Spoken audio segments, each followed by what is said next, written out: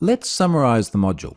And the first thing we looked at was these three different types of injection. Error-based injection. And we saw that in this module, that internal SQL exception bubbling up through the web application, which wasn't keeping that error private. Union-based injection, combining multiple results together.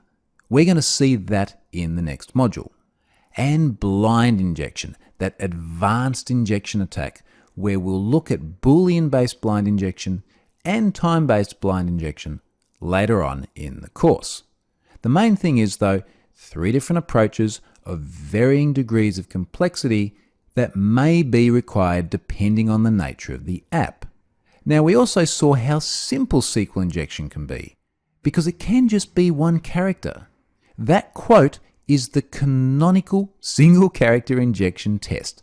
So many times it just takes that one keystroke to demonstrate that there is an underlying risk which now deserves a little bit more probing. Now, one of the ways that you might do that probing is with a tautology. So this always true sort of function where we append something like a 1 equals 1 to a clause so that that is always true and it can actually negate another condition, such as looking for a particular record or filtering the result set down. So tautologies, very, very useful. And as we saw, they can even be used to circumvent access controls by exploiting the login. And finally, we looked at sanitization of this untrusted data. So the data that comes from an external party that could be malicious.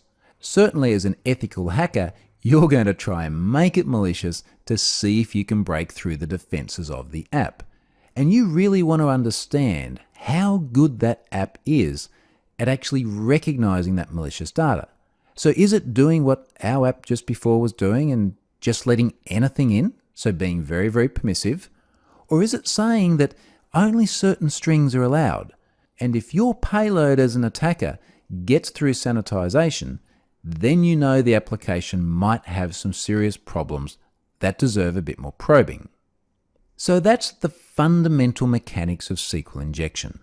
It's time to go on now and start looking at how we can find the underlying schema and the really important part of this course, actually starting to extract data from the target application.